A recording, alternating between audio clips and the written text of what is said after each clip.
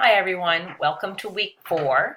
I can't believe how quickly we're going with this course and how impressed I have been with all of your work. You guys did a great job on a difficult exam.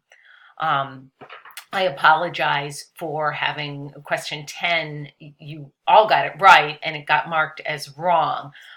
You're absolutely right that a 504 plan is not automatic if a student doesn't get an IEP. So I apologize for that. I did go back and correct everyone's exam and give you the 2 points. The other thing is, based on your feedback, which I really do appreciate, I decided to make this exam and our exam in week 5 untimed.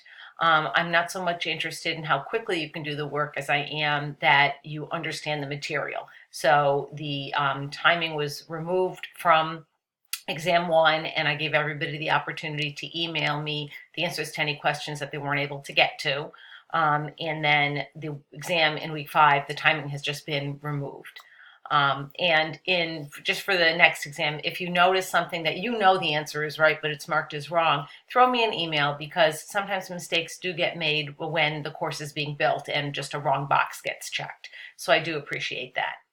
One question that I thought maybe could use a little bit more of an explanation on the exam was the one about if a student is experiencing difficulties, the next thing to do. And many of you answered a referral to special education. So I just wanted to clarify that what should happen or should typically happen, because there are some occasions when a referral right to special ed is the right thing to do. But especially with a student with a suspected learning disability, there should be interventions tried through general education. Typically, this is referred to as response to intervention, RTI. If you work in Connecticut, it's called SRBI, scientifically researched based instruction.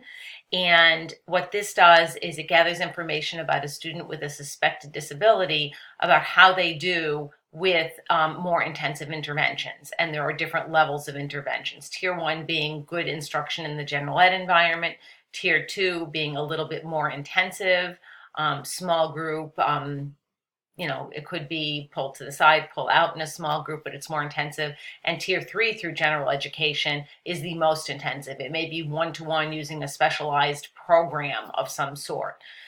So what happened was IDEA did change, and the guidance about identifying specific learning disabilities changed. It used to be that students would be identified as being learning disabled if their capacity to learn, so their IQ score, and that's a whole other discussion. So typically if their IQ was discrepant from their performance, and we would say that was the discrepancy model. That's really been moved away from, and we really use a response to intervention model for learning disabilities. So backing up a little bit to go forward, remember that especially a student with a learning disability, we want to try all sorts of intensive and very intensive interventions through general education and progress monitor them over 6 to 8 weeks for each before we decide to go to special ed. And again, that is typically called response to intervention. So I hope that helps. I also wanted to let you know that I love that many of you invited the paraprofessional to the IEP team meeting, which is great. It doesn't often happen, but I think a lot of the times if a paraprofessional is working directly with the student, they have wonderful insight and information to give as part of a IEP team. Also, I love that the majority of you really in your description of parent engagement talked about that it needs to be a two-way street, about how you need to get information from parents as well as give it to them. So I was thrilled with all of that. So let's move on to week 4. So in week 4, we're going to be exploring ASD, autism spectrum disorder.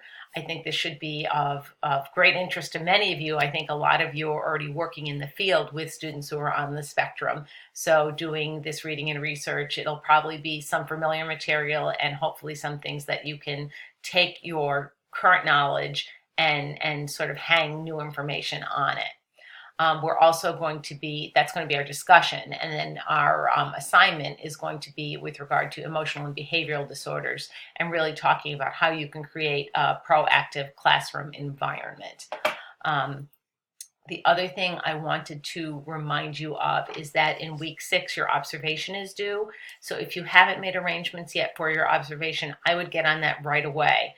I don't accept any late assignments in week 6. So if you run into a snag with your observation, that could really considerably impact your ultimate performance in that class, because I believe that assignment is worth 150 points.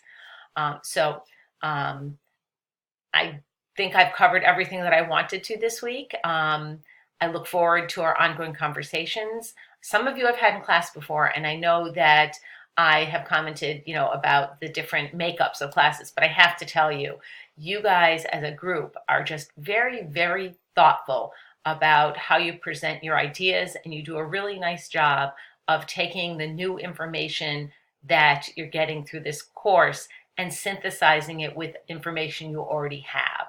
And you've done a nice job bringing out some excellent discussion points in our discussions, and I'm looking forward to this week's discussion too. Have a great week, and I'll see you soon. Bye-bye.